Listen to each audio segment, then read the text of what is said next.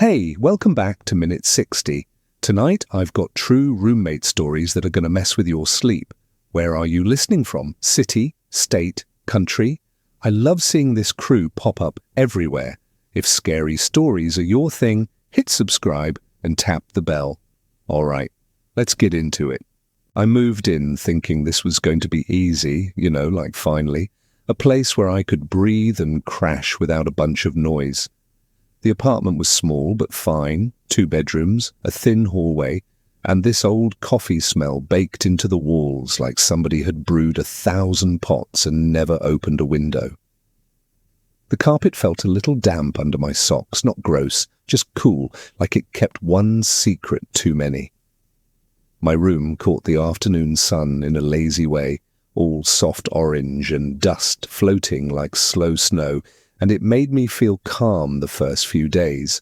My new roommate, Chris, seemed harmless enough, quiet guy with a hoodie for every day of the week, and a laugh that never showed his teeth. I told myself this would work, and for a minute there, it did. Chris wasn't chatty, but he was polite in that quiet, careful way that doesn't ask for anything back. He'd nod when I came in, slide over on the couch, and keep his knees tucked in like he was trying to take up less air. We split groceries without a fight and labelled our leftovers like adults, which felt like winning. He didn't bring people over, didn't play music loud, didn't slam doors, and I thought, man, this is the roommate lottery. The kitchen light hummed at night, and the fridge clicked in that heartbeat rhythm, and I got used to the sounds fast. The place felt like it was learning me, and I was learning it. The first weird thing was so small, I almost let it go. I woke up thirsty around 2 a.m., shuffled out with that heavy, half-asleep sway, and there he was at the kitchen table. No phone in his hand, no book, no movie on, just his hands folded and his eyes open like he was listening for something I couldn't hear. I filled a glass and pretended not to stare, because staring at people at 2 in the morning never helps, and he gave me this soft hey like a breeze. I said hey back and went to bed, with the taste of cold tap water lingering like a coin on my tongue. It felt nothing. It felt normal. It felt like a blip you forget by morning. Except I didn't forget. Next night, same thing, different hour, 3-something, by the stove clock that always ran 5 minutes fast. I padded out for water, and there he was again, same chair, same stillness, like the night had put him there and told him not to move. The air had that thin chill it gets after midnight, the kind that makes your forearms pebble even when you swear you're fine. The fridge hum seemed louder, and I could hear the building settling in these soft knocks behind the cabinets, like someone tapping once and waiting for an answer. Chris looked at me, blinked slow, and smiled the smallest smile a person can make without it falling off their face. I went back to bed and told myself he just couldn't sleep. By the end of the week, I realized I had never once seen him yawn, which is a dumb detail to care about until it isn't. I kept waking up at off hours, 1, 2:30, 4:13, and every single time he was awake, planted like furniture.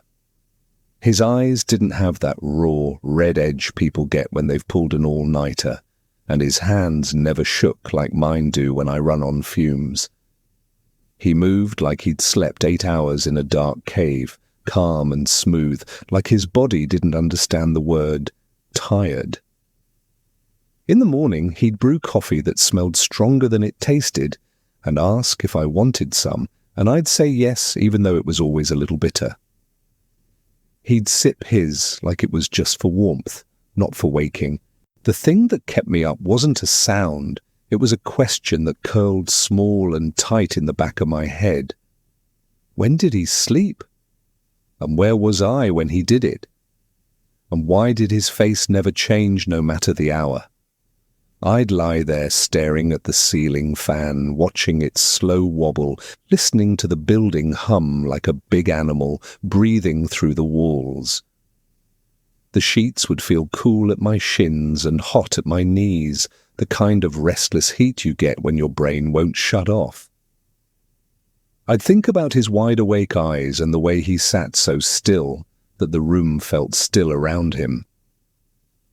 And every time I drifted close to sleep, the same little whisper would slide in and tug me back awake. He never sleeps. He never sleeps. He never sleeps. I kept telling myself it was nothing, that some people just live on a different clock, and it's rude to make it a thing.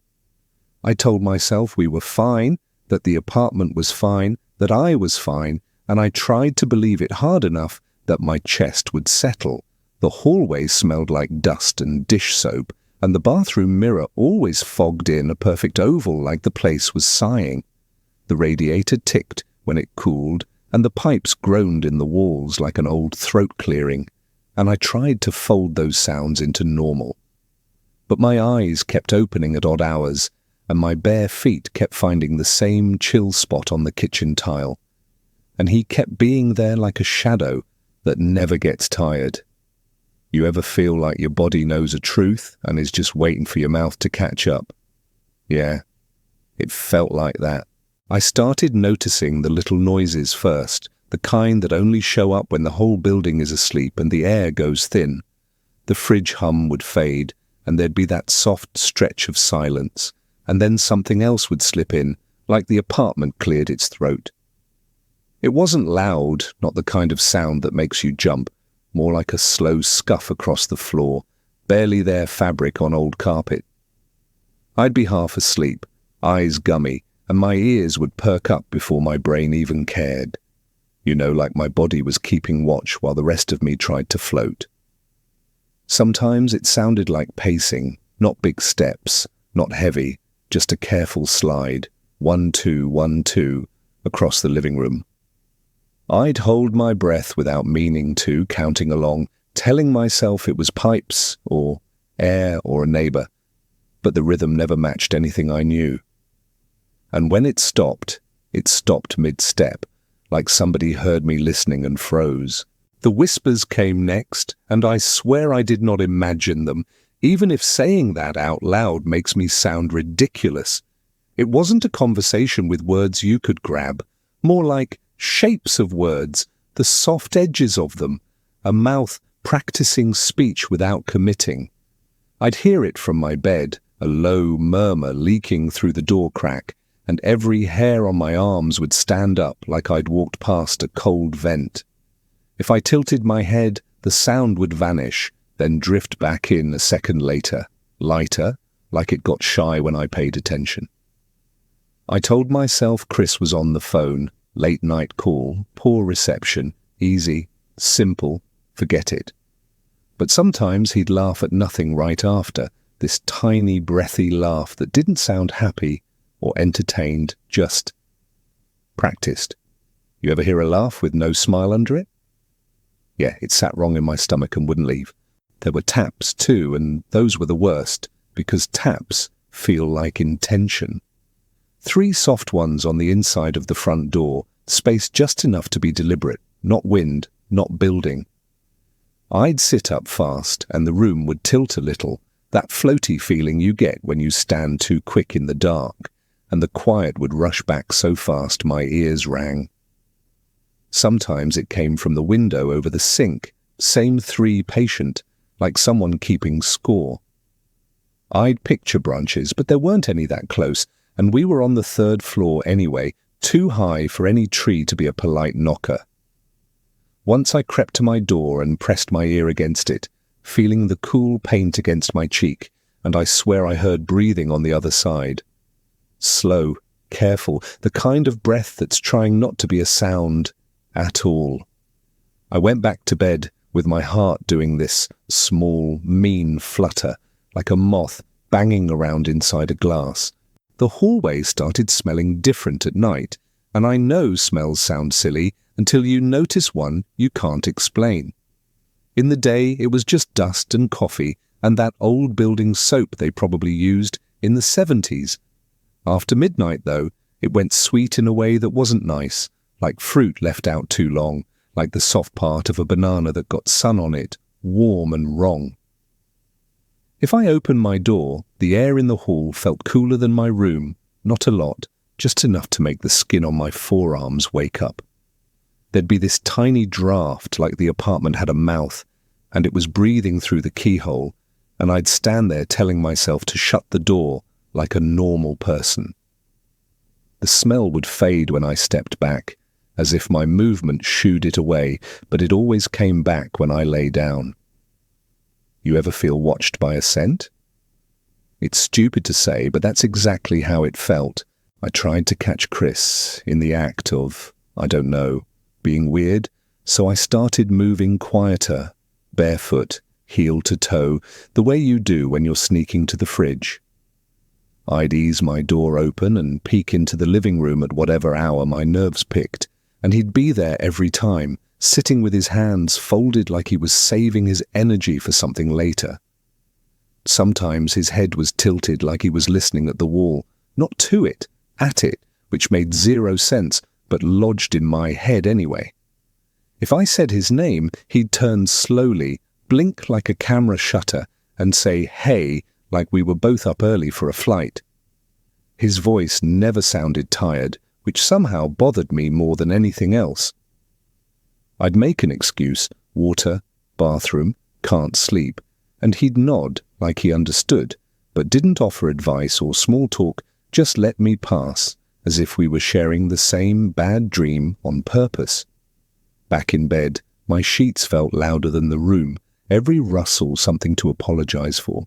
One night I tested the locks because that felt like something I could control with my 2 hands and a little metal latch.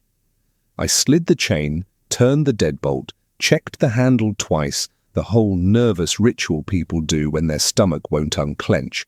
I even took a picture, which is embarrassing, but I wanted proof for myself in the morning when I'd inevitably doubt my own memory. I slept hard for maybe an hour and woke up with a start from nothing, no sound, just the kind of jolt that says, "Get up and go look." When I crept out, the chain was hanging loose and the deadbolt was vertical, unlocked, not dramatic, just quietly undone like a secret. Chris sat in his usual spot, hands folded, staring at the door like it was a painting, and when I looked at him, he looked at me like we'd both caught the same thought mid-air. I didn't ask. He didn't explain. The hush between us felt too thick to poke. That was when I realized the apartment itself had timing. Like past midnight, the air got thinner, the hums got louder, and the ordinary things in the room, table, couch, lamp, felt a half-inch out of place even though I could see they weren't. I started sleeping with one ear open and a glass of water I barely drank because holding it made me feel less useless. I told myself in a calm voice, in my own head, that this was nothing, that lots of people don't sleep, that buildings breathe and pipes talk, and it all adds up if you give it time. But even while I was soothing myself, something in me was keeping count, the steps, the taps, the whispers, the way the cold lived in the hallway more than the rooms. You ever have your brain nod along while your bones shake their heads? That's how those nights felt, like a quiet argument I kept losing by morning. By the time the week turned over, I started doing that thing where you narrate your life to make it feel normal. I'd whisper, "I'm getting water," like the apartment needed the heads up, like stating my business out loud would keep the dark from getting ideas. The faucet would cough, the glass would chill my fingers, and for a few seconds the sound of the pour was the only real thing in the world.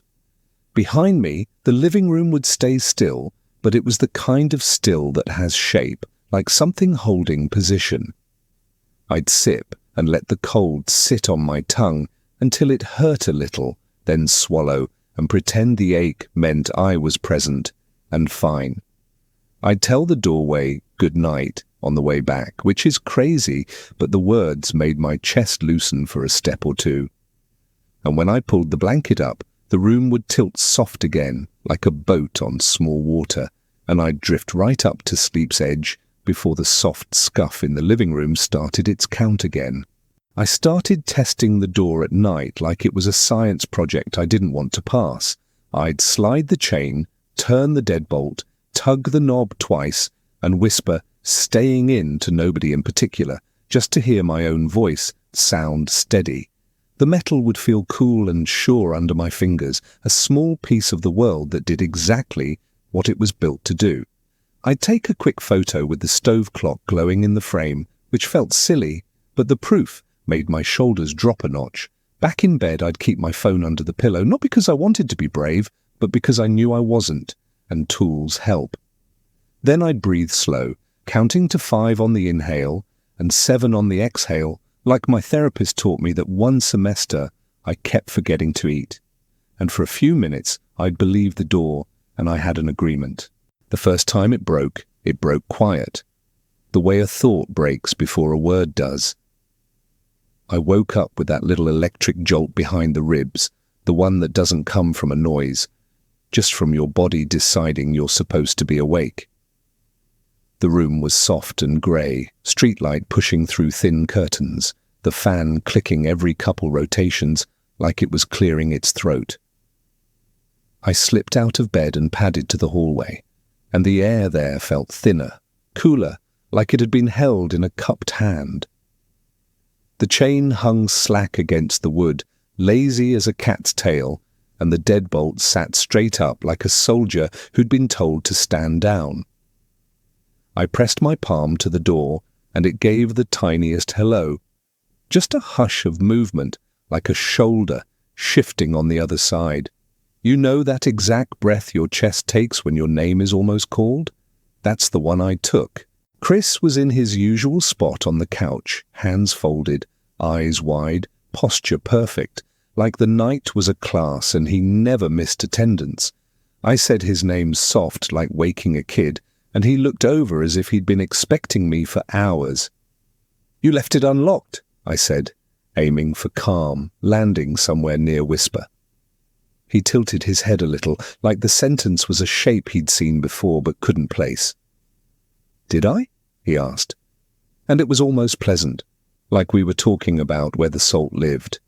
I told him about the chain, the bolt, the photo with the clock, and he smiled so small the room didn't even notice. "Maybe you were dreaming," he said, and the word "you" sat too clean in his mouth. After that I tried bait. It sounds ridiculous, but quiet weirdness makes you weirder, you know. I set a mug on top of the deadbolt so it would clink if the lock turned, just enough to make a polite protest. I sprinkled a little flour by the threshold, not a lot, just a dusting, the kind you brush off your black jeans with the back of your hand. I even told the empty hallway, "This is for me," which made me cringe, but I couldn't unsay it, so I let it hang. I went to bed with my chest tight and my hands warm from the faucet, listening hard for that tiny clink. When I woke, no clink, no crash, just flour with a smear through it that wasn't a shoe and wasn't a hand, more like a long breath that had weight. The mug still sat where I'd left it, too polite to fall. The bolt faced the ceiling like it had a secret. The next night I sat with Chris instead of sneaking from the doorway, because maybe sitting changes a room's math.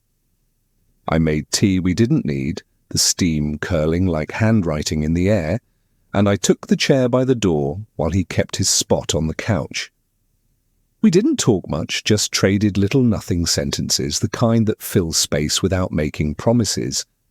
The radiator ticked a quiet rhythm, and somewhere in the wall a pipe made that settling sigh old buildings are famous for. At 2:13 the chain lifted itself half an inch and set back down so gently I might have blamed my eyes if my spine hadn't noticed. Chris watched the door like it was a TV on mute, his face soft, his pupils big, no startle, no flinch. "Sometimes it does that," he said, like he was explaining city buses. I asked him what it was, and he laughed, that small, careful laugh that never touched his eyes. "The night," he said first, and when I didn't smile, he added, "The air," as if that might pass. He leaned forward and pressed 2 fingers to the wood, just above the knob, the way you might check a pulse if a door had one. "You don't have to be scared," he said, and the sentence made my stomach roll slow, like a boat taking a wake. The hallway smelled sweet again, that wrong fruit smell, and under it something colder, like metal in winter. On the other side of the door, there was a sound so small it didn't deserve the name. 3 dry clicks like fingernails meeting paint, polite as a knock that didn't want to impose. I swallowed and said goodnight, because I had nothing else useful to give, and he nodded like I'd answered the right question. Back in bed, I stared at the ceiling until the grey turned light, and in that last thin sliver of almost sleep, something in the building exhaled like a satisfied guest. I wasn't trying to snoop, it just sort of happened, because the morning was quiet, and my nerves wanted proof of something I could hold. The sun came in low and soft across the kitchen table, catching a little spiral notebook Chris had left half open, like a mouth that forgot to close. It wasn't a school kind of notebook, not the big spiral that screams midterms, just a pocket one with a bend near the top like it lived in a hoodie. I told myself I'd only glance, just a peek, to calm my brain down, and then I'd make toast and pretend to be normal. The paper smelled like old coffee and pencil shavings, and the first page was all neat lines and tiny writing that made my eyes feel clumsy. It looked like a log, dates stacked like fence posts, times next to them like coordinates, and then short words that didn't try to explain themselves. The words were simple, but they bit. Things like listening and quiet holds, and it didn't come. Beside 2:13 a.m., there was a small arrow and the word chain underlined twice, and my stomach did that slow boat turn in choppy water. Another page had a column labelled Door Speaks, with tiny check marks like he was tracking bird calls. I told myself it could be a writing exercise, something a professor cooked up to make smart kids weird on purpose, but the pen pressure said otherwise. Some lines were pressed hard, the letters darker, and slightly dug into the page beneath, like whoever wrote them wasn't breathing evenly. And there were little pauses in the notes, gaps that felt like held breath, like the pencil had hovered mid-air waiting for a sound I didn't want named. I flipped slower, careful not to bend a corner, and the lists grew stranger, narrower, like they were squeezing into a shape that fit only one night. There were entries that read like rules. Don't wake it at 3. No lights when tapping. Leave chain down, talks longer. Each rule had a date beside it, like it had been tested then approved, and my mouth went dry thinking about the trials. I could feel the kitchen air cool against my wrist as I turned pages, and somewhere in the building a pipe made that deep, hollow sound like a low note on a bad trumpet. One line, short, small, sat alone near the bottom of a page like a warning nobody wanted to see. We fed it, 11:12. I read it twice, and then I wasn't breathing right, like the words were a hand closing softly around my ribs. I looked up at the door without meaning to, the chain hanging slack as if it knew its part already. There were drawings too, if you can call them that. Thin pencil frames, little door outlines, circles where the lock sits, tiny X's at chain height. Arrows curved from the peephole down to the floor, and beside them, eyes low. One sketch looked like our hallway from above, only stretched, as if the space got longer after midnight. He'd shaded the corner near the radiator a bit darker, tagged it with warmer here, waits, and I rubbed my forearms when I read that without knowing why. Another page had a rectangle labelled mail slot, with 3 dots beneath it, and the note, breath comes from here when quiet. I held the notebook away from my body like it might heat my shirt through, then felt stupid and set it back on the table like a normal person who saw a normal thing. But the pages had weight now, like they'd soaked up the night, and couldn't forget it. Halfway through, a photo was taped in with yellowing corners, the kind of instant print that never ages into nostalgia, just into blur. It was our door from the outside at night, grainy, tilted, a smear of streetlight against the peephole. In the far left edge, where the frame almost cuts the world off, something pale angled into view. Too long to be a hand, too thin to be a face, more like a smear of a person who didn't want to commit to being seen. Someone had tried to fold the photo once, right through that pale shape, and then flattened it again, which left a crease like a scar across the dark. Under the picture, Chris wrote 3 words so small I had to squint. Stayed for hours. I put my thumb over the words without meaning to, like covering a child's eyes at a bad scene. I didn't like the idea of hours being a thing a door could keep. The last few pages weren't logs, not really. They read like prayers or apologies, little sentences without subjects, careful and pleading. Don't ask. We're out. Tomorrow? Not tonight. One line said, answer if it sings, which made me think of the radiator and then not want to think of anything at all. There were timestamps beside some of the pleas, the same times that woke me, the same minutes my chest learned to jolt. I felt this odd wobble in my legs, like the floor had softened into thick carpet, even though I knew it was the same old damp. The kitchen light hummed, and from the couch I heard the gentle rise of fabric, as if someone had just shifted their weight an inch. I closed the notebook softly, like I was putting a sleeping animal back in its basket. When Chris came in, he didn't startle, which somehow made it worse. He glanced at the notebook and then at me, and his face did that little polite smile, the one that tries hard not to ask questions out loud. You find my lists? He said, as if he were talking about grocery items or favorite movies, and his voice stayed warm on purpose. I told him I couldn't sleep and it was there and I was curious, which was true and not enough. He dipped his head like he understood curiosity and the trouble it brings. It helps to write, he said, and the way he said helps made my tongue feel heavy. At night, it's easy to forget the rules. He said rules like they'd been here long before we arrived.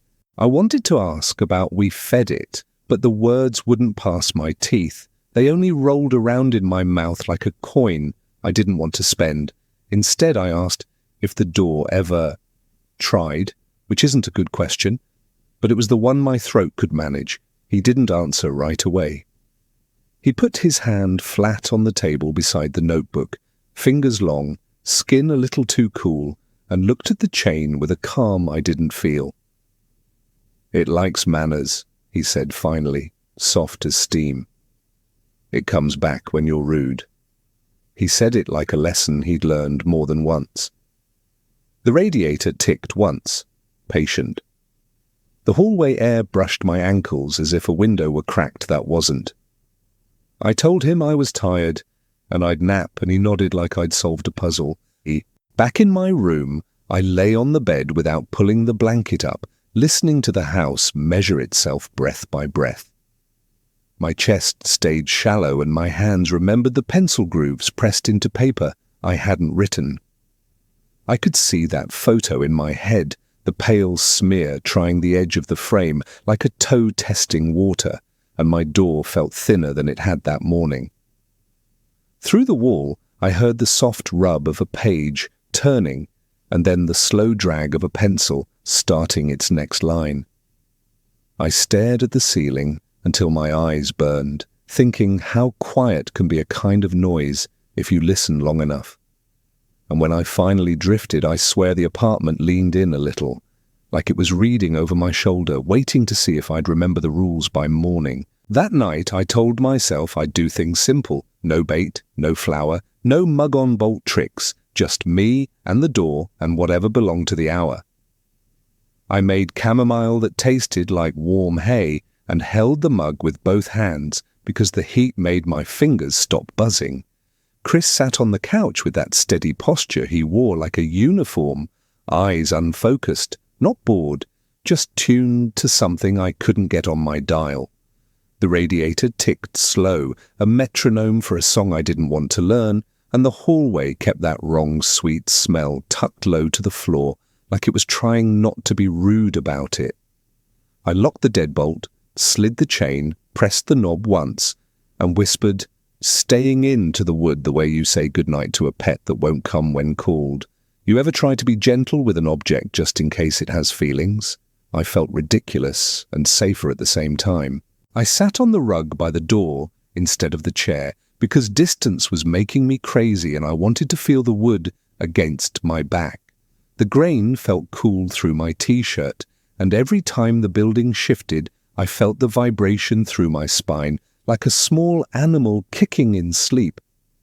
The peephole glittered faintly in the lamplight, a coin of darkness with a glass eye in it, and I caught myself staring even though nothing was there to see. Chris watched me without actually looking at me. That trick he had, where his gaze landed near you, like he was trying to be polite to your shape. "You don't have to," he said, not unkind, just the sentence stripped down to bone, and I said, "I know," even though I wasn't sure what I knew. The tea cooled faster than it should have, or maybe my hands stopped noticing heat. It started with the softest click, not the lock, not the chain, just a sound like fingernails meeting paint and deciding to behave. I kept my breathing slow on purpose, counting 5 and 7 the way you do when you want your body to think you're fine. The peephole darkened in a way light shouldn't, as if someone had leaned close enough to shade it with their breath. I didn't jump. I decided not to jump, like a bargain could be made with my muscles if I used calm words in my head. The glass fogged just a little, a ghost of a circle that came and went, and the cold behind my shirt sharpened a degree, like the wood was thinking about me. Chris didn't move, but the couch fabric made that tiny sigh it makes when somebody shifts their knee. "Don't put your eye there," he said, and he didn't say it urgently, which somehow made it land deeper. I nodded even though the urge to look was a hot itch lighting up the front of my skull. The peephole cleared, then clouded again, as if distance were being measured in breaths instead of inches. I could hear the smallest scrape against metal at the level of the chain, slow, patient, like a key being taught to remember. You ever hear a sound and feel your shoulder blades try to climb your back? That's exactly where my bones went.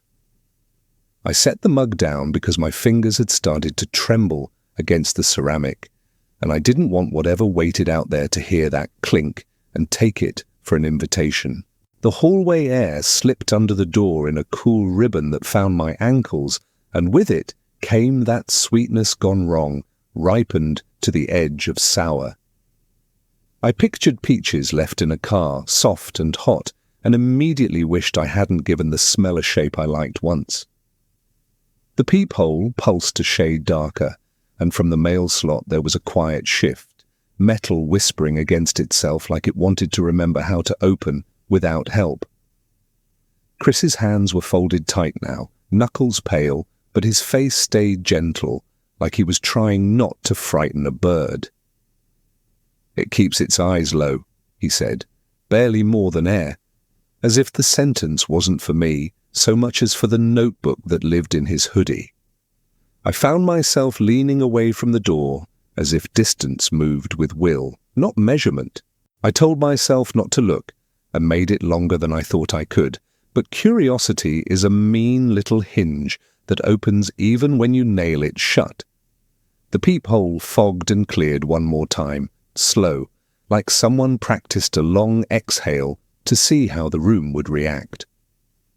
I slid sideways a few inches so I wasn't directly in front of the glass and put my ear to the wood instead, which felt like cheating without breaking a rule.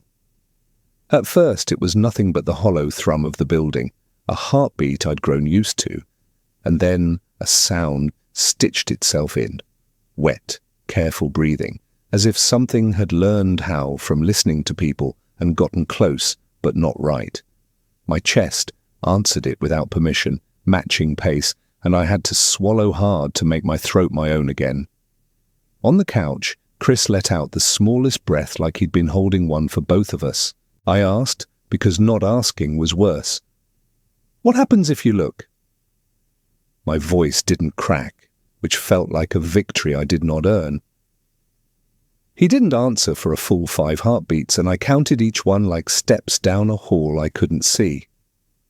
"It stays longer," he said finally, and space seemed to shift around those 2 words like furniture moved an inch in the dark. He added, almost kindly, "And it learns your face," which is a sentence I wish I could return to the store. The peephole went clear, then dark again, a blink that belonged to something that didn't need eyes.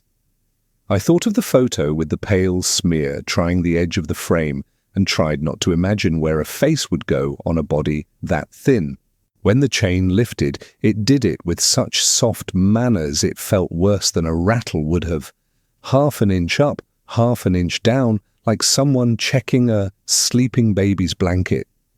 The deadbolt stayed where I'd left it because metal is faithful when it can be, and I loved it a little for that. I whispered, "We're out," because the notebook said the night liked manners, and the words were so stupid and so heavy that my jaw shook with them. The breathing paused on the other side, considered, then went on like a coin that landed on its edge before choosing. The sweetness thinned, not gone, just retreated a step, the way a tide pulls back without making promises. We sat there until the radiator cooled, and the lamplight got that tired gold around the edges, and the peephole was only a small black coin again. Chris kept his hands folded like a prayer remembers itself, even when you don't want to pray.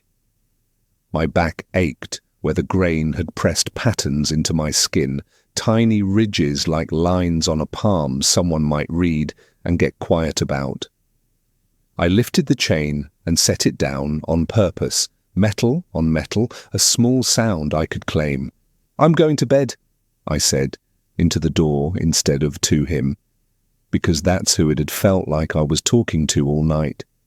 And as I stood, the wood gave the faintest pop, like knuckles after a long grip, which is nothing, I know, but it followed me down the hall like a word I didn't quite hear.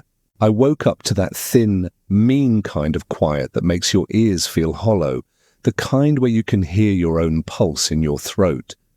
The room was cool enough that my skin felt one size too small, and the fan clicked every few turns like it was counting something I couldn't see. I told myself I'd stay in bed, breathe slow, let the night pass through me like wind through a screen. But the apartment had that pulled toward the door feeling again, like a tide you only notice when your feet shift a little on dry sand.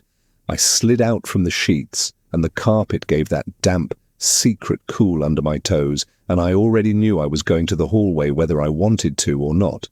You ever feel your body decide before your brain says yes?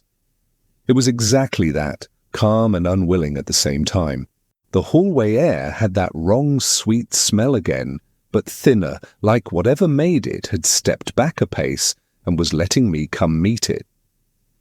Chris sat on the couch the way he always did, hands folded, shoulders easy, eyes alert like every lamp in the room was inside his head.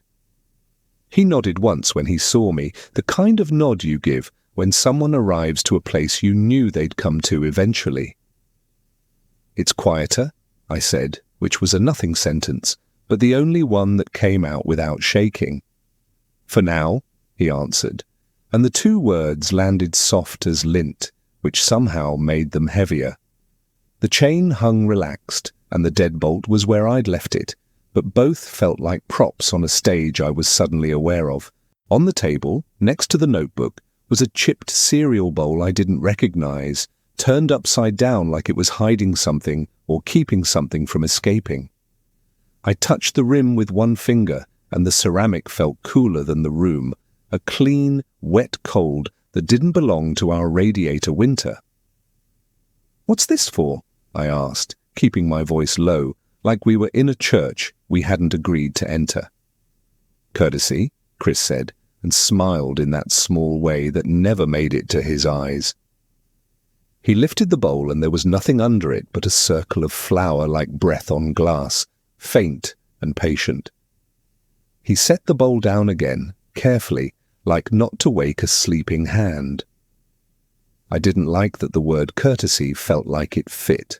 We didn't do the mug-on-bolt trick, didn't dust the floor, didn't say the little nonsense phrases I'd been using to convince myself I had any say at all. We just sat and listened to the building settle into itself, and for a while the night let us think that was enough. Then the mail slot made a small, polite sigh, a metal breath with manners, and the sweetness thickened in the space where the hallway met the door. My tongue tasted the edge of copper like I'd bitten it without noticing, and my hands warmed and cooled in slow turns like they were catching a draft my face couldn't feel. The peephole didn't fog this time. It glimmered somehow, a bead of light collecting where there shouldn't be any.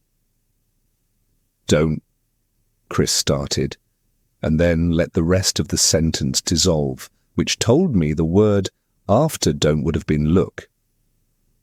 I tucked my chin and stared at the floorboards instead, tracing old scratches with the side of my foot like they were roads on a map. The first tap wasn't a tap so much as a fingernail deciding whether it liked paint, soft and testing, followed by two more that had a rhythm in them I didn't recognize. I said, "We're out," because habit is a leash that sometimes keeps you from running into traffic, and the hush that followed did a small, thoughtful turn. From the other side came a noise that wasn't words but felt like one, almost a hum, almost a tune, 3 notes too close together to be friendly. The chain lifted, settled, lifted a hair higher, settled again, like a hand practicing being gentle. Chris's fingers pressed together, knuckle to knuckle, prayer without a god, and he whispered, "It's asking." The way the sentence chilled the air made me wish there were a different thing a door could ask. "What does it want?" I said, and the question sounded young coming out of my mouth like I should have already known. He looked at the wood like it had a face he was trying to remember, and he said, "The rules changed." He didn't blink for a long breath, and then, softly, "It used to like the chain. It used to like waiting." There was a pause in the room like a skipped heartbeat, something not happening that left a shape behind. "Now?" I asked, even though I knew I wasn't going to like the answer. "Now it wants us to open first," he said, and the word first slid under my ribs like a thin, cold blade. The peephole flickered dark and bright like an eye learning a new blink. I shook my head so small my hair barely moved and said the word I could handle. "No." It came out level, like a grown-up at a crosswalk telling their legs to stay.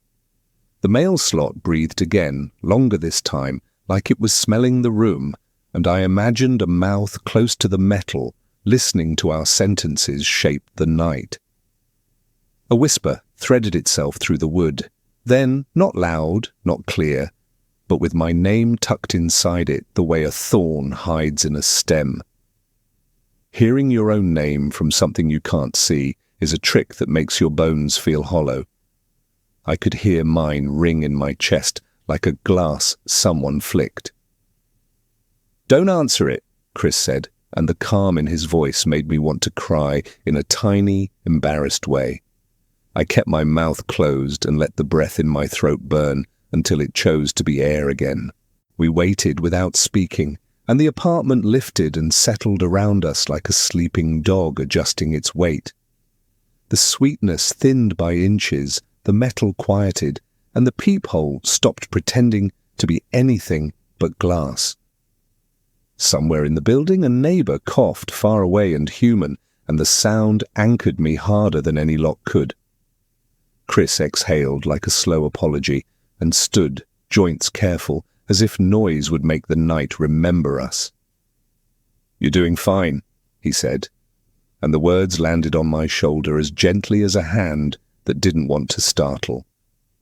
I nodded because I could, and because nodding is a way to leave a room without walking. Back in my bed, I lay on top of the covers and counted my breaths like a kid makes stairs out of numbers in the dark. The fan did its patient click, and the window let in that thin city light that makes everything look like a memory. My name still echoed somewhere low in my body, a bell under blankets, and I tried to fold it into a shape that wouldn't scrape. Through the wall I heard the soft drag of a pen, a page turning, the tiny rasp of pencil on paper where Chris was already putting the night into lines. I closed my eyes and pictured the circle of flour that wasn't there, the bowl that hid nothing, the chain practicing kindness like a ritual. Sleep came slow, like wading into water at night. And right before it reached me, the door in my mind turned its head, not to leave, just to listen. I woke up to that not quite silence again, the kind that feels padded, like the world wrapped itself in a blanket and left one corner loose. My room held the cool the way a glass holds condensation, and the fan kept its sleepy click like it was counting sheep for me. I told myself I'd stay put, but my body had already decided the hallway needed company, so I slid out of bed and let the carpet's damp cool wake me just enough. The door in the living room looked the same as always. Chain, bolt, peephole, a small scuff at shin height where bags had bumped 100 times, and somehow still felt different, like a person you know wearing a face you almost recognize. Chris was there, of course, hands folded, gaze soft, like he'd been listening to a story I couldn't hear, and paused at a good part. "You okay?" he asked, in a voice meant for skittish animals, and I nodded because I wanted to be the kind of person who nods. "You ever lie with your head and tell the truth with your shoulders?" Mine gave away a little shake. I hoped the lamp couldn't translate. The hallway smell came in faint, sugar going sour, like fruit that forgot it used to be summer, and I felt it collect around my ankles first, cool and sweet and unkind. I sat on the rug near the door like I'd done before, not touching it, but close enough to feel the wood, breathe a little when the building shifted. The peephole stayed clear, a single, small coin, which somehow made me more nervous than when it fogged, like an eye that had decided to keep itself open. "It's quieter," I said, like I needed to feed the room a sentence, and Chris gave that not quite a smile that makes you think of photographs where someone blinked. He slid the notebook closer to his knee without opening it, like rules could be remembered by proximity. The radiator's tick took longer between notes, as if even it wanted to see if we'd fill the gap. I tucked my feet under me and wrapped my arms around my calves and tried to look like a person practicing calm on purpose. The first sound was the lightest scratch at the mail slot, not a tap, not a knock, just the suggestion of attention. I kept my breath slow and counted up to 5 and down to 7 like a seesaw, and for a second the whole apartment seemed to balance with me. Then it came again, a little longer, like a pencil testing paper, and if I closed my eyes I could almost feel the edge of metal warming in the tiniest way. "Don't answer," Chris said, just air and consonants, and I nodded before my mouth could try something brave and dumb. The sweetness grew by a thin layer, like steam on a window that hasn't learned how to drip yet. The peephole didn't fog, but a darker ring pulsed around it once, like a blink practiced by something that didn't need to blink. You ever feel a room tilt because the smallest detail chose a different angle? It was that, a slow lean you feel more than see. Then I heard it, and I wish I could say I doubted myself, but I knew right away what it was. My name, shaped wrong and right at the same time. It came through the door the way air sneaks under weather stripping, soft and flat, like someone reading a word they'd only seen written. The syllables landed too carefully, like a child stepping over a painted line, and they didn't carry warmth, just accuracy. My whole body answered before I did. My ribs tightened like a belt, and my throat forgot which way to send air. Chris shook his head once, small and firm, the kind of no that is more door than word. The name came again, slower, stretched thin, and each letter felt like a finger placed on glass. I wanted to say, "Who is that?"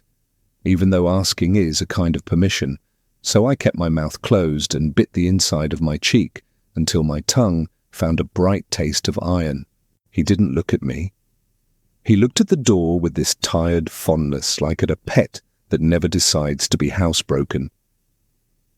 "You gave it your shape," he added, and my brain flipped through nights like flashcards, my feet by the threshold, my breath pressed to wood, the dumb bargains I'd made with the dark.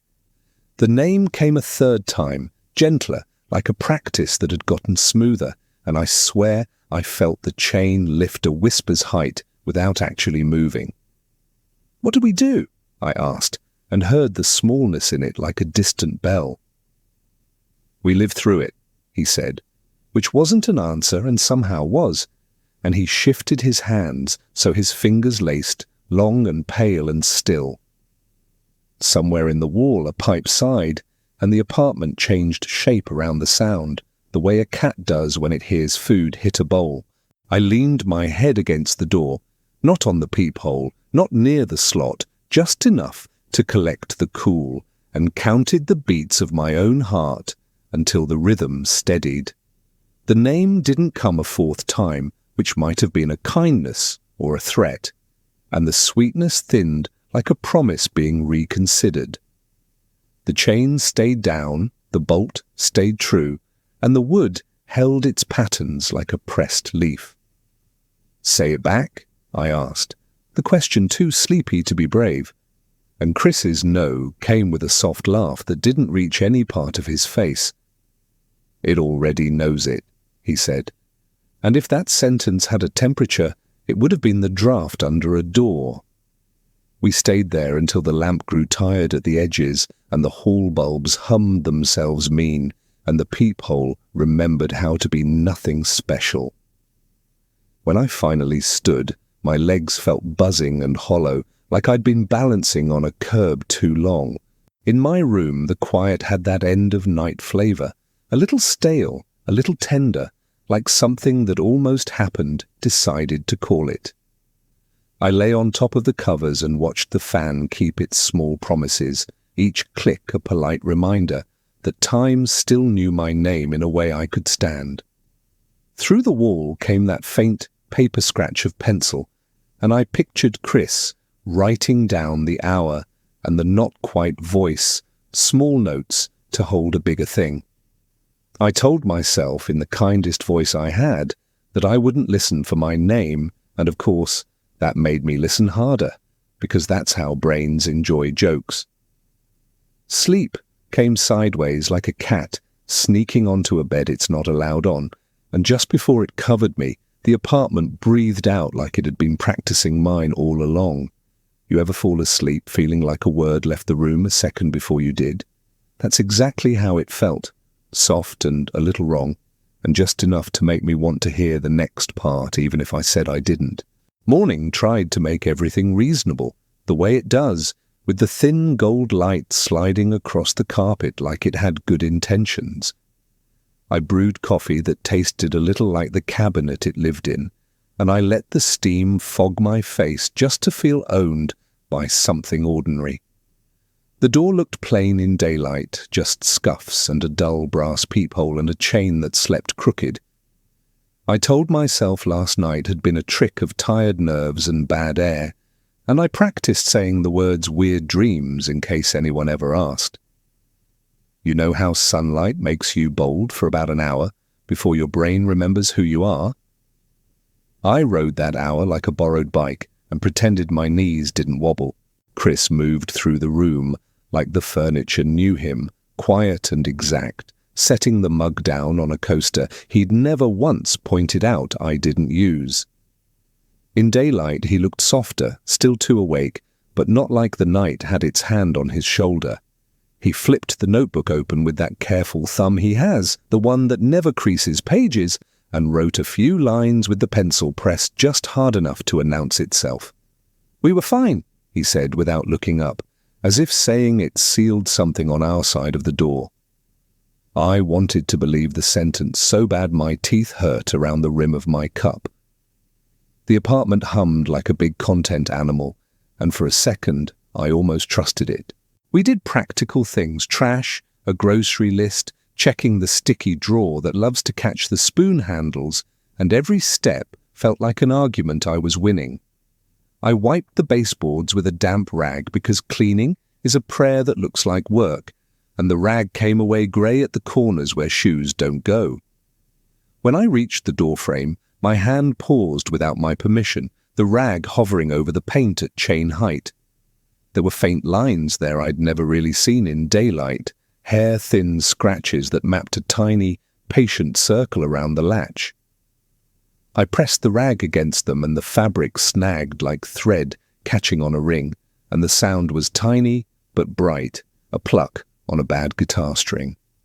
"Leave it," Chris said from the table, easy voice, and I did, because daylight bravery has limits I could feel under my fingernails. I tried the peephole like a normal person with a daytime brain. Quick look, wide view, empty hall, and it gave me the same warped world I'd seen 100 afternoons. The corridor stretched a little like all old buildings do, bulb far end humming a colour that isn't quite yellow, carpet runner leaning into a curve it didn't own. Nobody there, no packages, no neighbour's shoe peeking out, nothing but quiet and that faint heat shimmer near the floor that might have been new.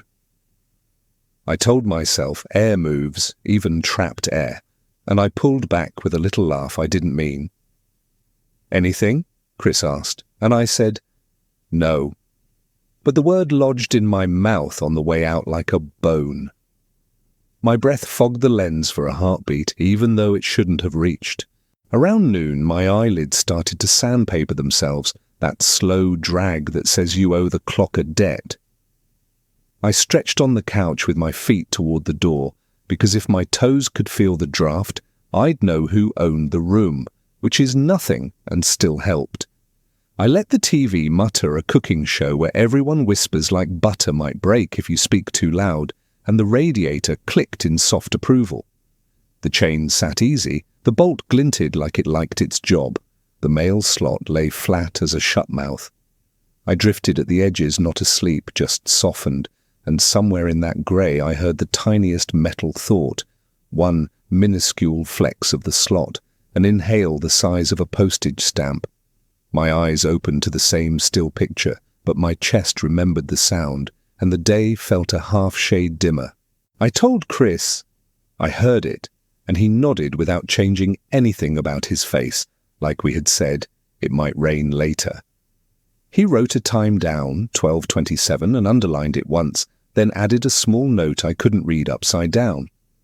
"Daytime is greedy," he said, and I didn't know what that meant until I did, which came 5 seconds later when the hallway smell arrived, thin as a thread, sweet as a bruise. It came low, like always, sliding under, measuring the room with the patience of a carpenter who never hurries. "It tests you when you're soft," he added, and I realized I put my head back against the cushion in a way that made turning harder. I sat up and swallowed, and the taste in my mouth went metal for one blink. The door didn't move, but the space around it felt like a held breath, and the daylight in the room took half a step back without actually going anywhere. The afternoon sagged the way heavy curtains do, soft around the edges, and I let myself believe the clock was on my side for once. I made toast I didn't want just to smell something honest, and the butter slid across the bread like it was trying to calm me down. The door looked like furniture again, just wood and metal, and the small oval of the peephole catching a sleepy bit of sun. I told myself out loud, because saying it makes it bigger, that nothing strange happens at 2 in the afternoon. You ever say a thing and hear how thin it sounds as it leaves your mouth? The sentence reached the door and seemed to lay down right under it, like a cat deciding where to sleep. I stretched on the carpet by the threshold, cheek to the fibres, because closeness felt like control in a dumb kid way. The The pile smelled a little like dust and old soap, which I took as a win over the night's wrong suite. The chain hung politely, the deadbolt wore its confidence like a medal, and the mail slot rested shut as a sealed mouth. I watched sunflecks drift in the peephole glass, those tiny floating dust stars, and counted them for a while to give my brain something gentle to hold. Then the light inside that little circle dimmed a fraction, like a cloud passed in a sky that didn't exist in our hallway. I blinked, and it cleared, and I blinked again, and it didn't, and my stomach did that small step down like a missed stare. Chris wrote without looking up, pencil making that thin, dry whisper you hear more than you should in a quiet place. "Sometimes day wears night's coat," he said, just a sentence into the room, and I didn't ask for footnotes because I understood more than I wanted. The radiator clicked once as if agreeing, and a breeze I couldn't find touched the hair on my forearms and then got shy. I slid my hand an inch toward the bottom of the door, palm flat to the carpet, and felt the tiniest cool pulling under. Not wind, more like a steady inhale that never quite ends. You know that feeling when an elevator starts moving and your belly forgets which way the building goes. It was that, small and private, and I pulled my hand back like I'd touched a sleeping shoulder I had no right to touch. A sound grew, the way pictures develop in old film, slow at first, then suddenly there, a soft, rubbery press against the mail slot. Not a push, not a knock, but something learning the shape of the metal, committing it to memory. I wanted to say we're out because manners have worked before, but the words jammed at the back of my tongue like a traffic cone. Chris shook his head the slightest amount, and I knew he'd heard the same not sound, that testing. The sweetness rose a notch, like someone had opened a jar and then changed their mind, and I swallowed against a copper echo that wasn't quite taste, wasn't quite thought. The peephole darkened and cleared in a tiny rhythm, and I found myself breathing to it without meaning to, like matching footsteps with a stranger on a sidewalk. "Don't give it daytime," Chris said, and I almost laughed because I didn't know how to keep hours from anybody, let alone a door. He set the pencil down and folded his hands like he was teaching them to be quiet, and for a second he looked very young and very old at the same time. "Night is for rules," he added. "Day is for learning," and I hated that I knew what he meant before he finished. The slot pressed again, so gentle it felt courteous, and I pictured a knuckle that wasn't a knuckle, a mouth that wasn't a mouth, just shape and intention. I said nothing, and it felt like something, like holding a note under your tongue and waiting for it to dissolve. The apartment listened to our silence and tucked it away like a receipt. I stood because sitting felt too much like waiting to be called, and the air around my knees felt cooler than the air by my shoulders, which I tried not to grade as important. I checked the bolt with 2 fingers, true, and the chain with 1, easy, and the handle with none, like not touching could be its own kind of boundary. The peephole brightened in a quick blink, then dimmed again as if a body had stepped between it and a light the building didn't have. I leaned close but to the side, keeping my eye away, and the wood gave that tiny dry sigh that says, "Someone is on the other side of me." You ever feel watched and respected at the same time, like a deer at the edge of a lawn? I backed away on purpose. Slow, the way you do when you don't want to teach the wrong lesson. We let the afternoon finish without giving it a word, and the room settled around our choice like a blanket smoothed one last time. The sweetness thinned to almost memory, and the slot forgot how to breathe, and the peephole held only dust and a sliver of light shaped like a coin. Chris picked the pencil back up and wrote a line I didn't ask to read, then drew a tiny square that I knew was the door, and a smaller circle that I knew was the eye. I poured water over the leftover coffee grounds and watched the dark bloom rise like a bruise, and it wasn't good, but it was warm, and that counted. When I finally looked at the clock, the hour had passed me by without touching, and I felt both relieved and a little cheated. As I turned toward my room, the chain rose the height of a breath and set itself down with perfect manners, like a bow you return whether or not you want to attend the next dance. The lights went out just after sunset, not dramatic, just that soft sigh, and then the apartment exhaled into dark like it had been waiting. The lamplight died and the fridge hush fell heavy, and for a second I heard only the window's thin rattle and my breath getting ideas. I stood still because moving in a sudden dark makes your body want to sprint, and I didn't want to teach my legs that lesson. Streetlight leaked in a bluish strip across the carpet, and the dust in it looked like slow snow deciding which way to fall. "Breaker?" I asked, because questions help, and Chris said, "Whole block," in a voice that sounded like he'd known before I did. I tried to laugh and it stayed small in my mouth, a pet that refuses a trick. You ever feel the air gain weight when the lights go? Like the room has bones after all? We gathered the useless things first, phones with weak flashlights, a candle that smelled like someone's idea of ocean, a box of matches that didn't want to be found. I struck a match and it hissed, bright and loud in the quiet, and the sulphur bloom made my eyes sting sweet. The candle took the flame and threw a soft, shy puddle of light on the table, not enough to touch the door, which felt like a choice I was pretending I'd made. The radiator was nothing but cold metal now, and the apartment's noises rearranged themselves, someone's muffled radio far away, a car's distant sneeze, the building's joints talking to the night. "We'll sit," Chris said, like the word had rules wrapped around it, and I nodded because I could. I put my back to the couch and let my eyes get used to shapes. The door kept its own shape, like a person in a dark room deciding how tall to be. With the power gone, the sweetness in the hallway felt braver, or maybe I felt softer, like the day clothes had fallen off the night too early. It came low, as always, brushing my shins before my nose, a sugar gone faintly wrong, warm like fruit in a glove compartment. I didn't look at the chain because I didn't want to memorize where it was. It felt like the kind of night where knowing exact positions would make me count them later, in a way that hurt.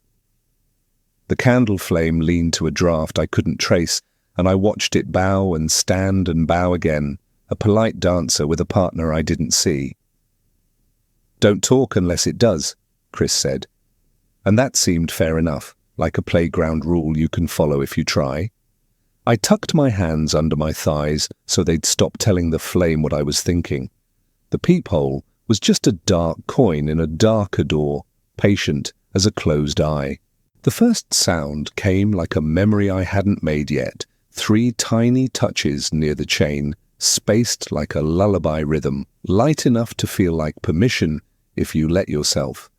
I swallowed a word that almost came up because my name had been practicing in my head since afternoon, and I didn't want to loan it out. The mail slot breathed once, a gentle press that didn't commit, and the candle flame bowed low enough to kiss wax, and then corrected itself, proud.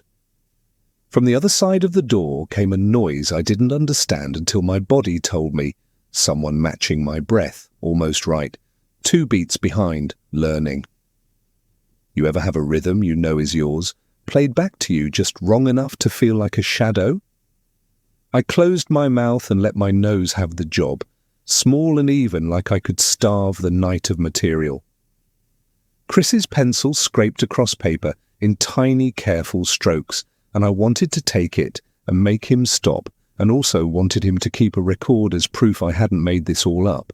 Something touched the peephole then, not a tap, not a scratch, more like a soft cover sliding over a camera lens, and the circle went blind. My shoulders reached for my ears and I forced them back down, inch by inch, because posture becomes a language when you don't have light. The door's skin felt colder suddenly, the way a glass goes cold when someone puts ice in it, and the cool on my face made my teeth ache a little. "It can't see," I whispered, before I remembered the rule, and Chris breathed a yes, as if agreeing with the weather. The not seeing felt worse somehow, like the idea of an eye deciding to be closed just to listen better.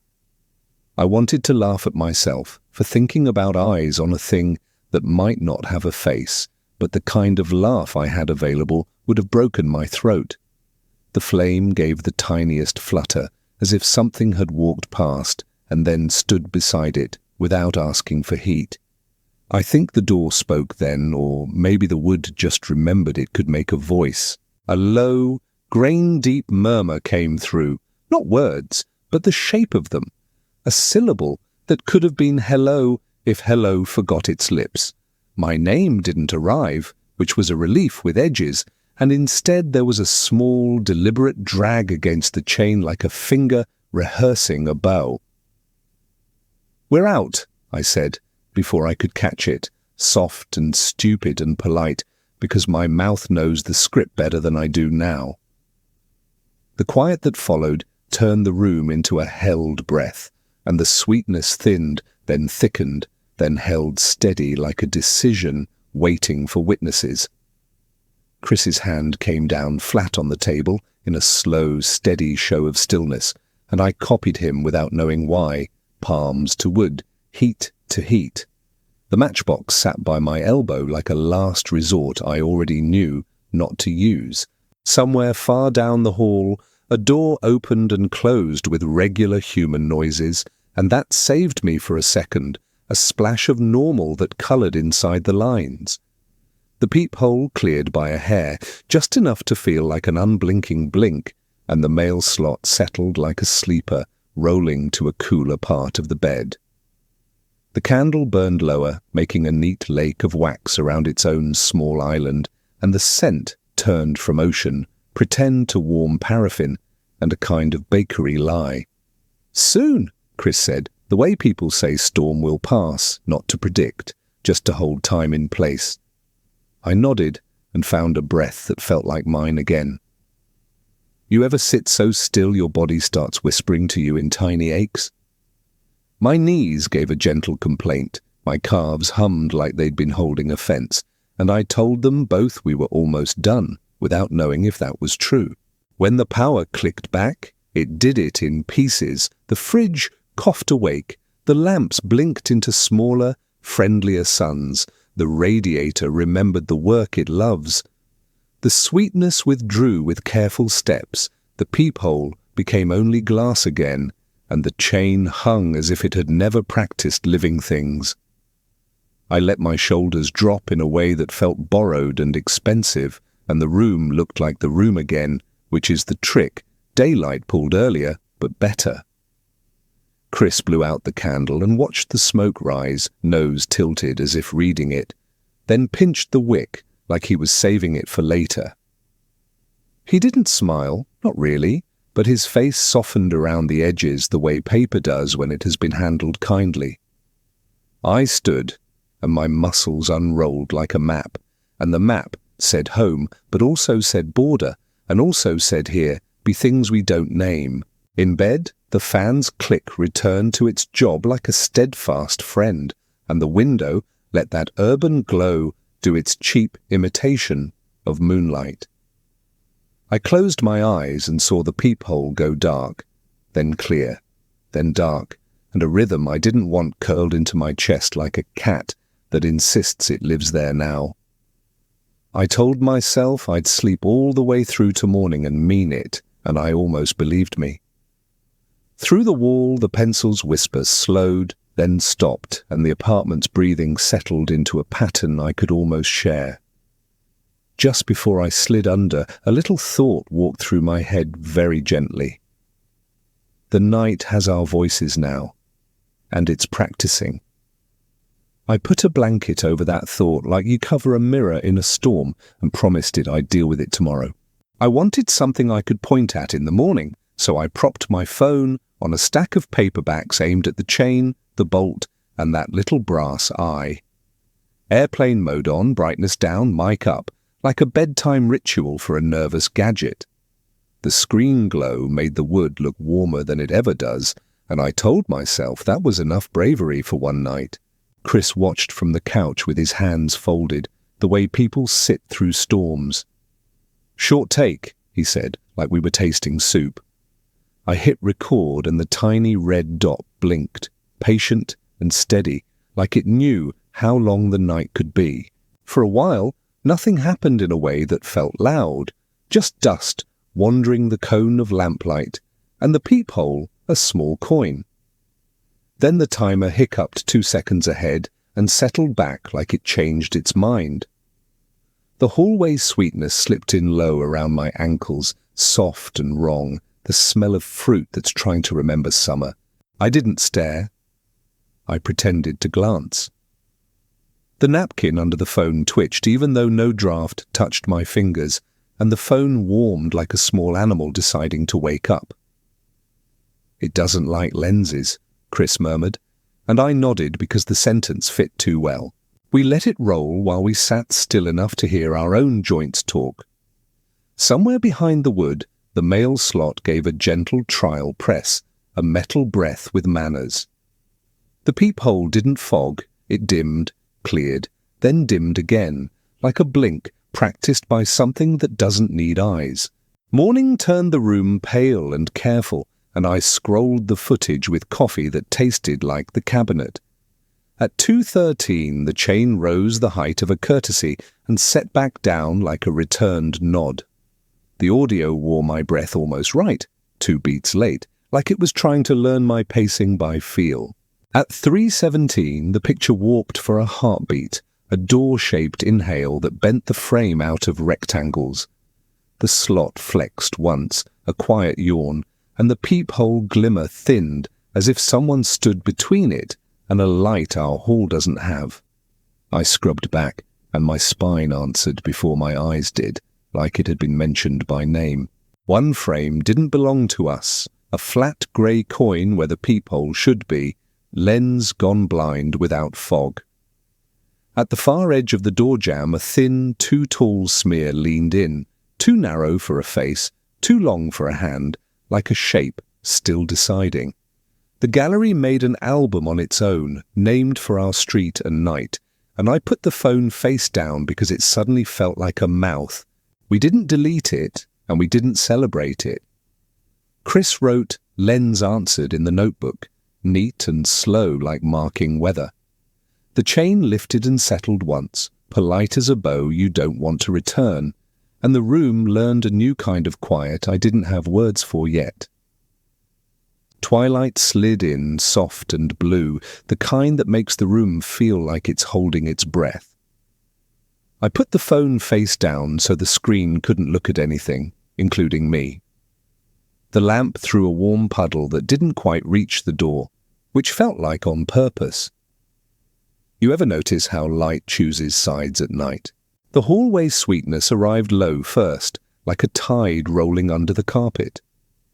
It had that almost friendly fruit note that's fine until it isn't. I wrapped my hands around a lukewarm mug, just to hold something that answered back. Chris sat quiet, shoulders easy, notebook closed like a sleeping book knows the rules. Then it spoke in Chris's voice from the other side, perfect pitch, perfect shape. "Hey, can you unlock this?" it asked, and my scalp tightened like a cold hand touched it. For one dumb beat, my legs wanted to stand because the tone fit. "I'm here," the real Chris said inside the room, calm as water, and the rope around my chest loosened. It tried again, still wearing him. "You left your keys." A little laugh, the exact throat clear he does when he's stalling. "You know that tiny habit somebody has that makes them?" It had that. "Don't correct it," Chris murmured, eyes on the grain, not on me. I nodded like a student who finally gets why whispering answers is a bad idea. The peephole didn't fog, which somehow felt worse. It just stayed a clean coin like an eye refusing to blink. The mail slot gave one patient inhale, metal kissing metal, then paused as if listening to our insides.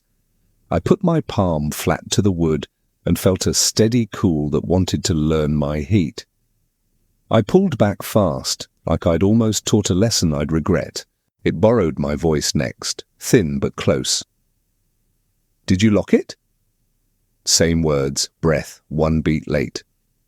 Then little scraps of our lives. "Pass the salt." "You up?"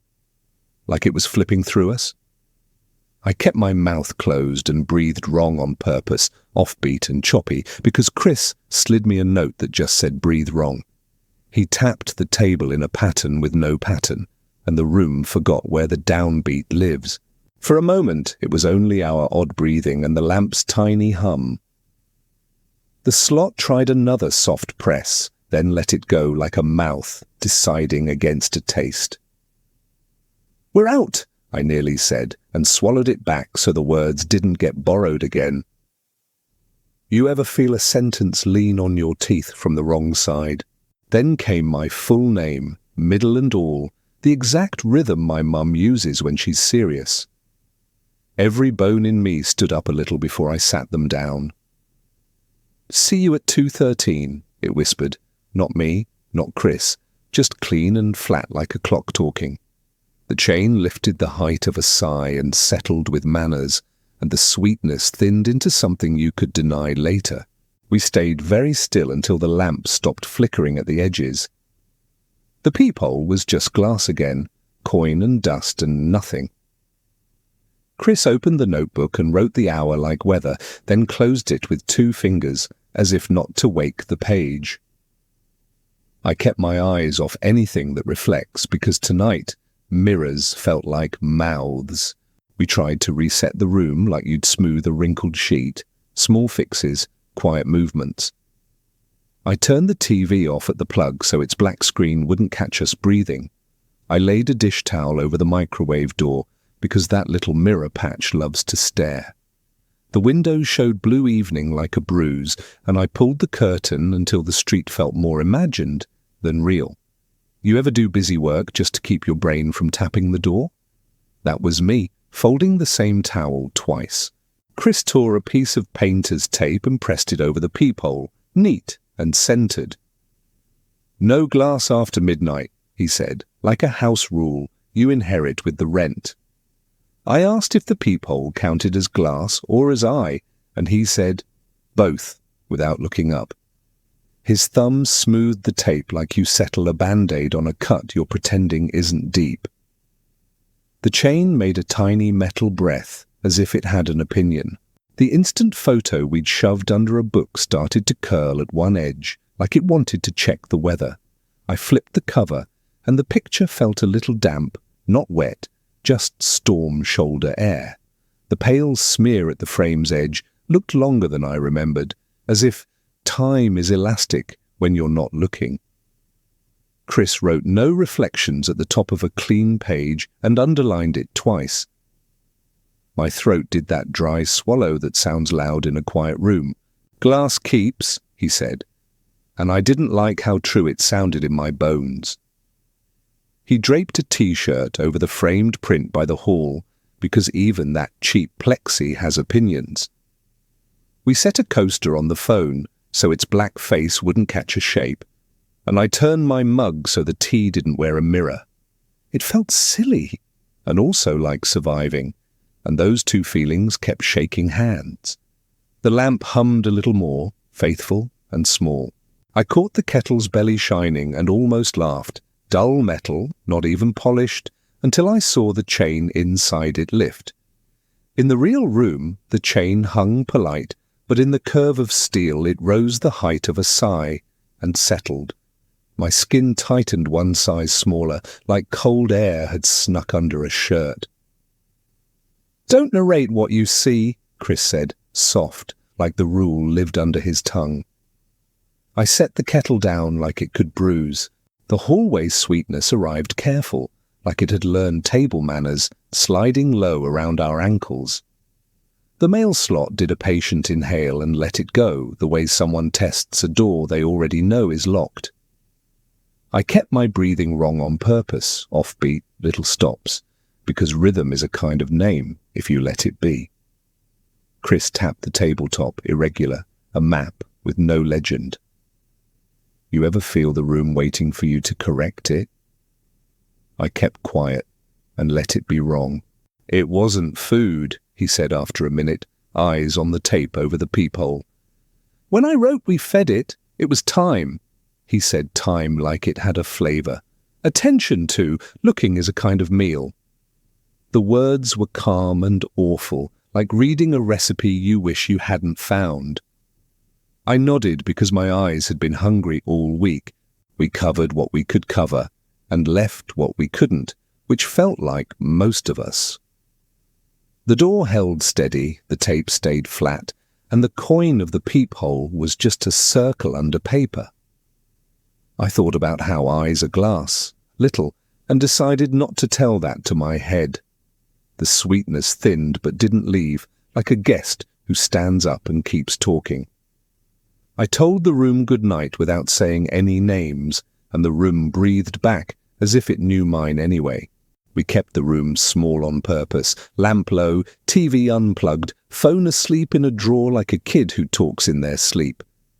The painter's tape over the peephole sat neat and centred, that quiet green circle pretending to be authority. I made tea just for the warm weight in my hands, not the taste.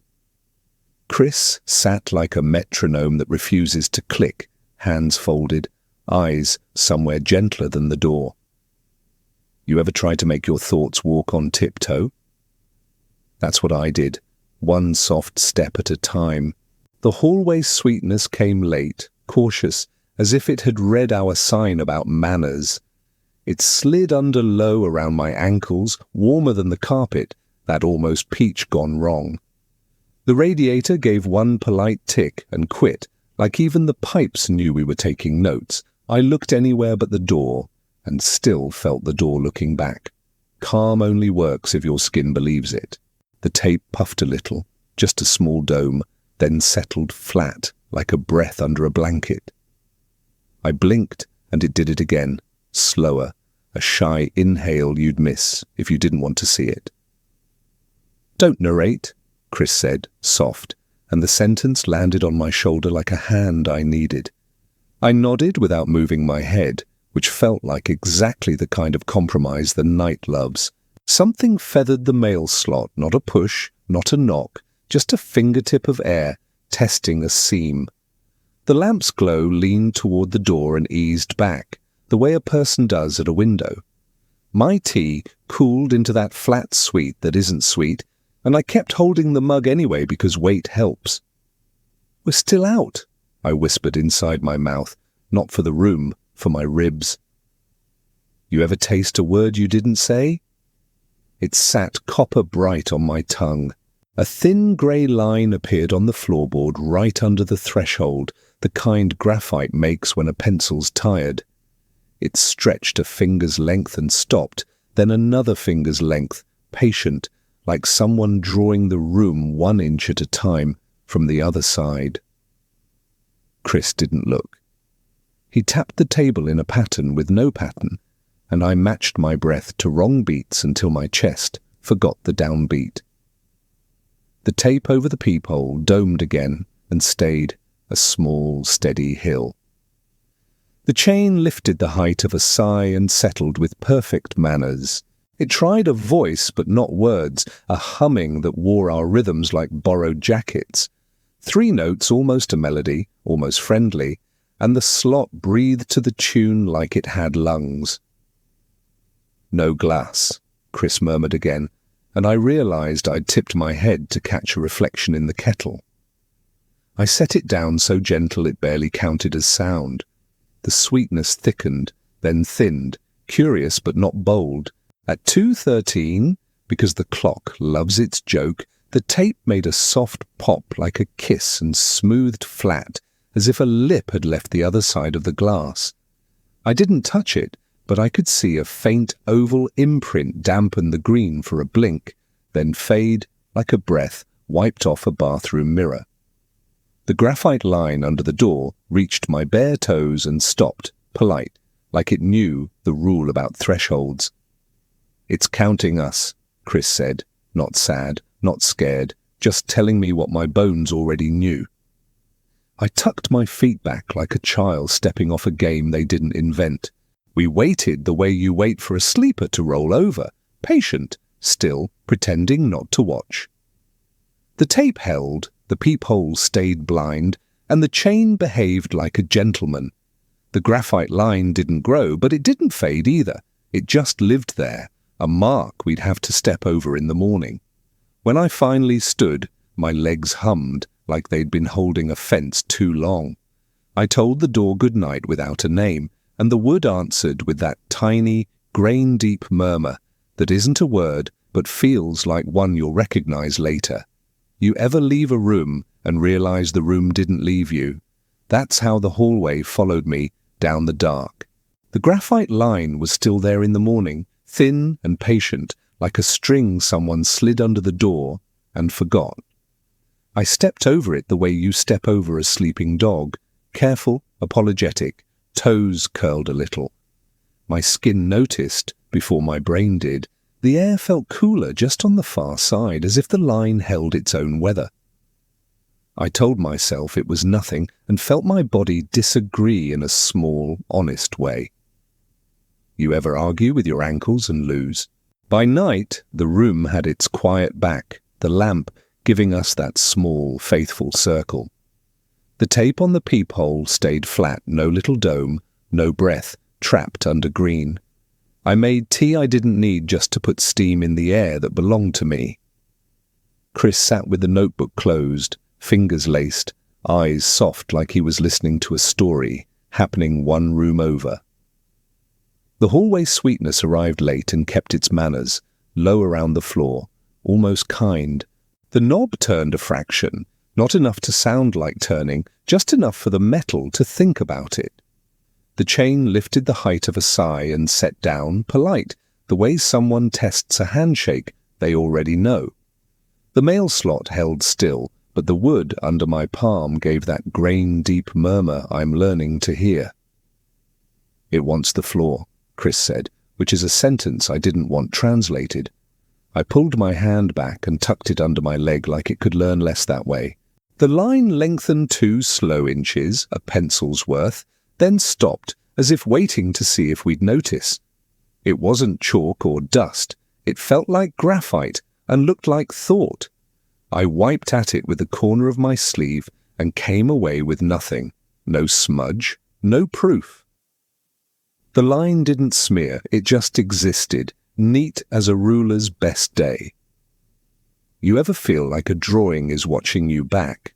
A second line began at the baseboard to the left, thin and shy, tracing along the wall like it was mapping the room. It hesitated at the radiator, then curved around it with care that felt too human. Chris tapped the table in that no-pattern pattern until my chest forgot where the downbeat lives. "Counting," he said, and I hated that my bones agreed before I did. The sweetness thickened and then thinned, like a tide practicing its manners. We pulled the rug toward us so the first line sat on our side, which is nothing and still felt like choosing. The rug scuffed over the wood and made that soft hush sound, and for a second I believed we'd confused it. Then across the rug's edge, a fresh, faint mark drew itself, darker where the pile pressed down, lighter where it lifted, patient as a pen taking notes. "It'll redraw," Chris said, not unkind, like he didn't want me to be surprised twice. I set my mug down too gently to be useful. The tape over the peephole curled a corner, as if a finger had gotten under it from the other side. I pressed it flat with my thumb and felt that small, cold echo come through the wood, like touching glass in winter. The corner lifted again and lay back down on its own, a breath finding a seam. The mail slot exhaled once, long enough to make the lamp's flame tilt and stand. "Good night," I said to the door without a name, and the chain answered with that polite, unbearable nod. We made a circle of thread on the floor around where we sat, dumb as kids, perfect as a rule you choose. It wasn't magic, it was a line that belonged to us, and sometimes that's what you need. The graphite at the threshold paused, then marked a short, tidy tally to the right. 1, then 2, then 3, before stopping, as if it had reached a number it liked. I didn't ask what it was counting. I already felt numbered. You ever sit very still and know the room is learning your steps? We made the room smaller again. Lamp low, TV unplugged, phone asleep in a drawer with a coaster on its face. The thread circle sat around us like a child's idea of safety, pale and neat on the old carpet. I told myself rules are just lines you agree to honour together. Chris rested his hands on his knees and watched the door the way people watch rain think about starting. You ever pretend stillness is armour? The graphite at the threshold drew another inch, then another, joining the tally marks it liked. A second strand started along the baseboard on the right, slow and tidy, meeting the first like a map, finding itself. The air changed one notch cooler on my ankles, warmer at my wrists like the room was testing my edges. The painter's tape over the peephole puffed once, then lay flat, like a breath under a blanket. I kept my eyes on the floor because the floor is loyal. The chain lifted higher than its usual sigh, 2 polite rises stacked together. Metal kissed metal with a small, pleased click, the kind you hear when a lock recognizes a friend. The knob did not turn, but the wood gave that grain-deep murmur that means it's listening. "We don't invite," Chris said, soft as steam, and my throat nodded before I did. My hands went warm, then cool, like the draft wanted to learn my pulse. The graphite lines curved in slow arcs, patient as handwriting, and for a moment I realized what they were drawing. Almost a circle, almost closed, just shy of us. It curved around the thread we'd laid and paused at one thin place we hadn't noticed, a gap no wider than a fingernail. Our circle had a seam. You know how a loose stitch can make a sweater remember being yarn? That's what the carpet felt like at my heel. It spoke in both our voices at once, layered and clean. Open for us. My name rode under Chris's, his under mine, like harmony that learned our notes too well. The male slot inhaled to the same rhythm, and the tape lifted again, a small dome, patient. "Don't answer the harmony," he whispered, and I loved how sure he sounded, even if he was borrowing the certainty from paper. I breathed wrong on purpose, offbeat and choppy, and the room stumbled half a step with me. The thread quivered at the gap like static caught on fabric, and then, quiet as thought, the graphite bridged it. A faint, dark hair stroked across the seam, completing the almost into a true circle that wasn't ours. The lamp leaned toward the door and held, as if light wanted to eavesdrop. "It made its own," Chris said, not afraid, not happy, just taking attendance. I tucked my toes under me so the line didn't count them. "Please," it said in my mother's cadence, the soft one she uses when she's done being stern. Then, in my voice from 2 nights ago, "It's cold out here." The peephole tape shivered like a lip, deciding, and smoothed. I put my palm to the wood and felt how steady it was, like a hand held just off a cheek. You ever sense the exact second a rule stops being enough? We tried good manners one last time, no names, no looking, no rhythm to borrow. The chain rose a third, careful inch, higher than it ever had, then settled with ceremonial grace. The graphite circle didn't move now, it only existed, and existing felt like winning. "We're still out," I said, without sound, just lips, just breath. The door answered by not moving at all, and somehow that felt like a step taken. We sat inside the graphite circle it made, acting like the thread still mattered. The lamp hummed its little halo, and the room leaned on the quiet the way a tired person leans on a wall. Chris rubbed his thumb across the notebook's edge, not opening it, just feeling the paper think. "Before you," he said, steady, We tried to starve it. You ever hear a sentence walk straight through your chest? Not food, he added, eyes on the door.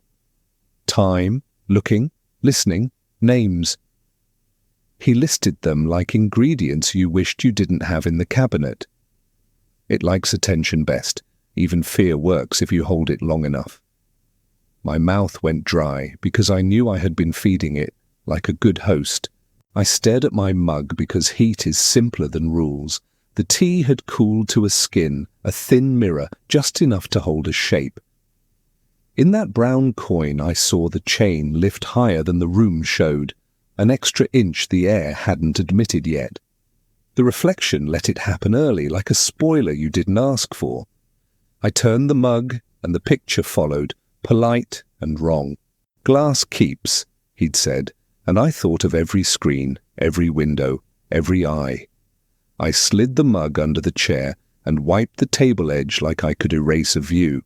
The kettle's belly flashed a bent version of the peephole tape, domed again, lifted again, a quiet breath I couldn't catch with my hands. You ever feel seen by the wrong surface? The power dipped once, not out, just low, like a deep nod from the building. The lamp's halo went thin and blue at the edges, and the room turned grainy, like old film. The graphite circle held its neat patience, but the air inside it felt busier, warmer, practiced. "Hold the rules," Chris said, calm as water. "Even if they only hold you." My fingers found each other and laced like I could tie my pulse down. The door spoke without a cue, which was a rule we hadn't broken yet. "Hello," it said, in my voice and in his, together, like a chord that knew where the note should sit. The mail slot breathed once and stayed, as if to show it could be kind. The chain rose a careful inch and did not settle. Polite can be cruel if you let it. I thought about cutting the chain, just for the feeling of deciding something. The mental picture arrived complete. Pliers, a bright snap, a metal taste in the air, then set itself aside like a dare.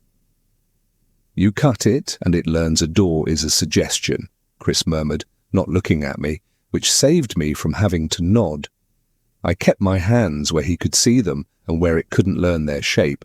Then it crossed a line I didn't know we'd drawn. The tape over the peephole stayed flat, but my skin felt watched from inside the room, a soft pressure at the back of my neck, like someone reading over my shoulder. In the dark shine of the microwave door, forgotten under the dish towel's corner, I caught my own face blink, once, in a rhythm I wasn't using. "It has your picture now," Chris said, gentle and awful. I pulled the towel straight, and the image went back to regular me, already a little late. We didn't invite, and we didn't look, and we didn't sing to it. The chain hovered anyway, holding that new inch like a breath it would not give back. "We fed it," I said, finally saying it, and the words sat in the room like a plate left out overnight. "We can still unlearn," he answered, and I loved him a little for lying the right way. The sweetness thinned, then thickened, then waited, the way tides do when they want to prove they're patient. We left before dawn because the building is kinder when it's sleepy.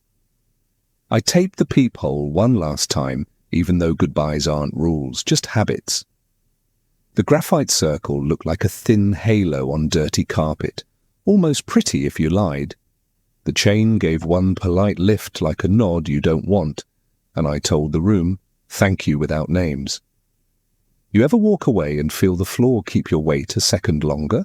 Boxes made our arms honest, and the stairwell smelled like wet metal and old errands.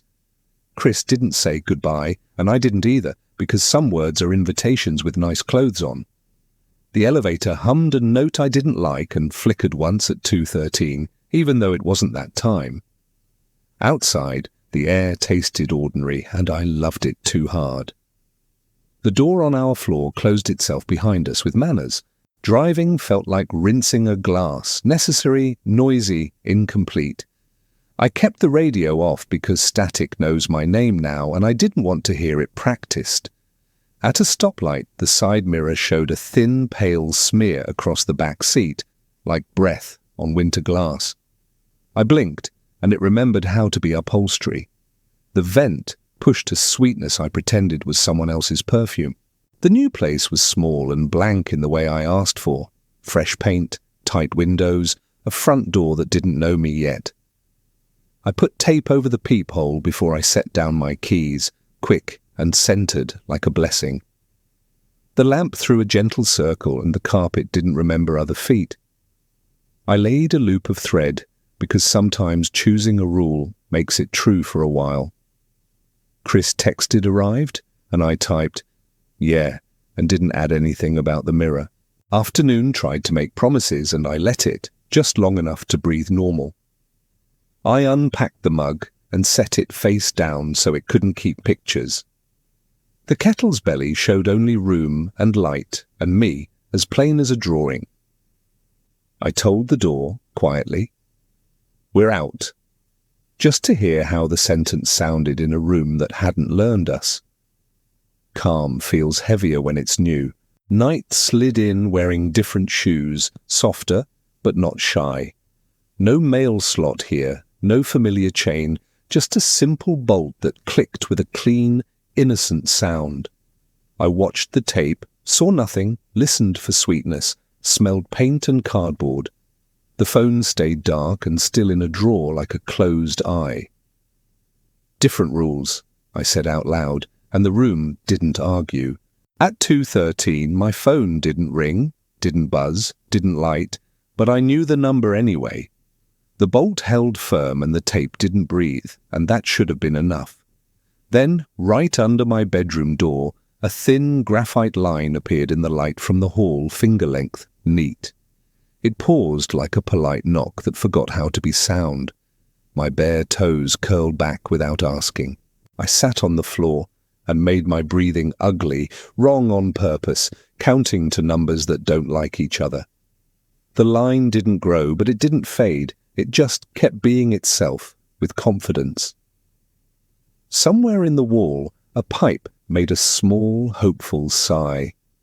I whispered no names to my teeth and felt them keep the rule.